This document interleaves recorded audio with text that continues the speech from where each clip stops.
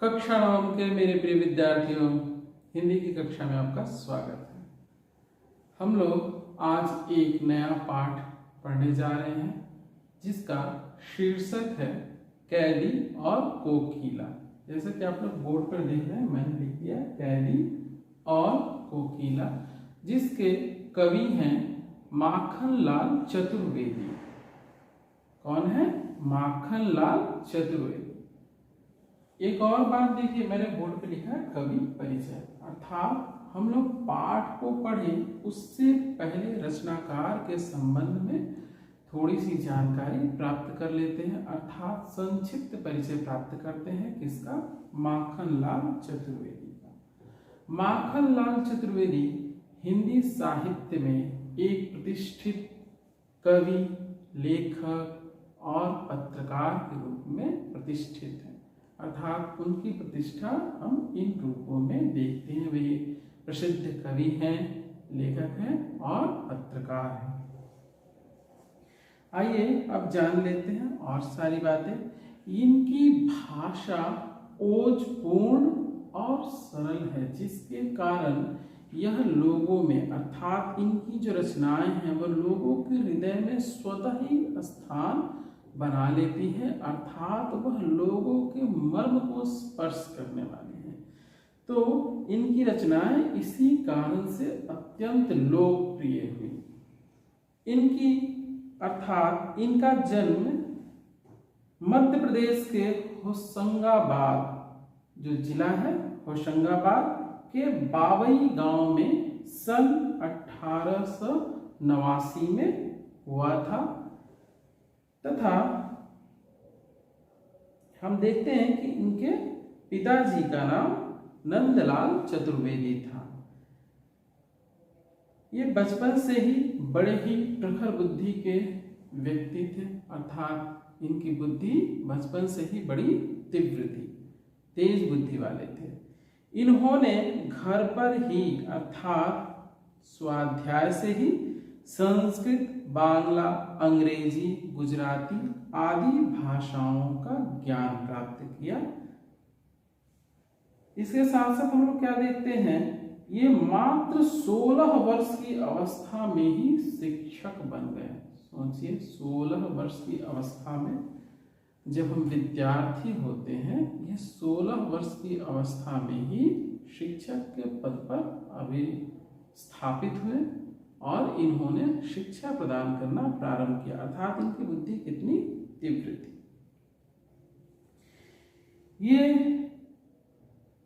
बड़े ही प्रखर बुद्धि वाले थे तथा ये एक प्रखर पत्रकार भी थे। साथ साथ इनके भीतर देशभक्ति की जो भावना है वह बड़ी कूट कूट कर भरी थी, अर्थात यह देशभक्ति की भावना से ओतप्रोत थे। इन्होंने प्रभा पत्रिका का संपादन शुरू किया। इन्होंने बाद में अध्यापन कार्य छोड़कर प्रभा पत्रिका का संपादन, अर्थात उस समय पश्चात इन्होंने अध्यापन का कार्य छोड़ दिया और प्रभा नाम की पत्रिका का संपादन किया। चूंकि हम देखते हैं इनका जन्म कब का है, 1889 में, अर्थात उस समय देश क्या था, अंग्रेजों के अधीन था, यानी वह स्वतंत्रता आंदोलन का समय था, अर्थात स्वतंत्रता संग्राम अपने चरम पर था। इनकी मृत्यु 1968 ईस्वी में हुई थी। इसके साथ साथ हम लोग क्या देखते हैं कि इन्होंने हिम किरीटिनी, साहित्य देवता, हिम तरंगिनी, वेणुलोक गूंजे धरा इनकी प्रमुख कृतियां हैं। इन्हें पद्म भूषण और साहित्य अकादमी जैसे सम्मानित पुरस्कारों से सम्मानित किया गया, अर्थात इन्हें साहित्य अकादमी और पद्म भूषण पुरस्कार प्राप्त हुए हैं इनकी रचनाओं के लिए और इनके योगदान के लिए। माखनलाल चतुर्वेदी की जो रचनाएं हैं राष्ट्रीय भावना से युक्त हैं, अर्थात उनमें राष्ट्रीय भावना देखने को मिलती है। उसमें स्वतंत्रता की जो चेतना है वह साथ साथ चलती है और उसमें त्याग और बलिदान की, आत्मोत्सर्ग की भावना हमें देखने को प्राप्त होती है। अर्थात उसमें त्याग और बलिदान की भावना, देश के लिए अपना सब कुछ न्यौछावर कर देने की भावना हमें इनकी रचनाओं में देखने को प्राप्त होती है। इनके इसी भावना के कारण, इसी दृष्टि के कारण इन्हें एक भारतीय की आत्मा के नाम से भी जाना जाता है। इन्हें एक भारतीय की आत्मा कहा जाता है। इस उपनाम से उन्होंने कविताएं भी लिखी हैं। ये एक कवि कार्यकर्ता थे और स्वाधीनता आंदोलन के दौरान कई बार जेल भी गए।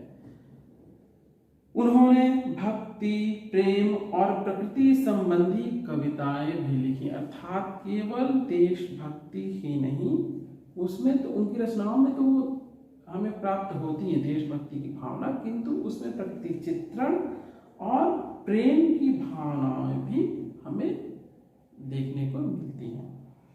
चतुर्वेदी जी कविता, जो उनकी कविता है, में शिल्प की तुलना में भाव पक्ष को अधिक महत्व दिया गया है। अर्थात उन्होंने शिल्प की जगह पर भाव को विशेष स्थान दिया है।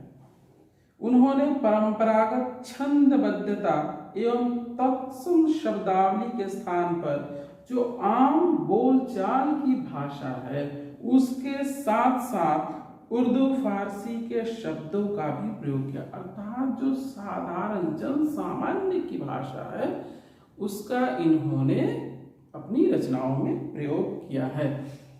कई बार ऐसा होता है कि बहुत से कवि अपना पांडित्य दिखाने के लिए, अपनी विद्वता का प्रदर्शन करने के लिए भाषा को दुरूह कर देते हैं, जिससे कि आम जनसाधारण, जो जनसाधारण है, जो आम व्यक्ति है, वह उसको नहीं समझ पाता है। वह इतनी क्लिष्ट हो जाती है भाषा कि उसकी समझ से परे हो जाती है, तब वह एक जन सामान्य की भाषा नहीं रहती। कभी ऐसा कब करता है? वह जब अपना पांडित्य दिखाना चाहता है, अर्थात अपने ज्ञान का प्रदर्शन करना चाहता है। इन्होंने वैसा नहीं किया। इन्होंने क्या किया? जो साधारण व्यक्ति है, जो जन सामान्य है, उसकी भाषा को अपनी भाषा बनाए, उनकी शब्दावली को जो आम बोलचाल में प्रयुक्त होती हैं, उसको ग्रहण किया और उसमें अपनी कविताओं को, अपनी भावनाओं की अभिव्यक्ति की, जिससे कि इनकी जो कविताएं हैं साधारण व्यक्ति के भी समझ में आ जाती है, जो साहित्य का ज्ञान नहीं रखता, जो तत्सम प्रधान शब्दावली को नहीं जानता, अर्थात तत्सम शब्दों के अर्थ को नहीं जानता, वह भी इनकी रचनाओं को आसानी से समझ लेता, क्योंकि वहां ऐसी कोई बात देखने को नहीं मिलती है। हम लोग अगले दिन जो हमारी कविता है कैदी और कोकिला, उसको पढ़ेंगे और कविता को समझेंगे। तो आज हम लोगों ने कवि परिचय प्राप्त किया, अर्थात जो माखनलाल चतुर्वेदी हैं उसका हम लोगों ने संक्षिप्त जानकारी प्राप्त की। क्योंकि रचना को जानने से, अर्थात रचना को जानना जितना महत्वपूर्ण है, रचनाकार को भी जानना उतना ही महत्वपूर्ण है। इसीलिए हम लोगों ने माखनलाल चतुर्वेदी की संक्षिप्त जानकारी प्राप्त की। आशा करता हूँ आप लोगों को यह जानकारी अच्छी लगी हो। मिलते हैं अगली कक्षा में और हम लोग पढ़ेंगे कैदी और कोकिला। तब तक के लिए धन्यवाद।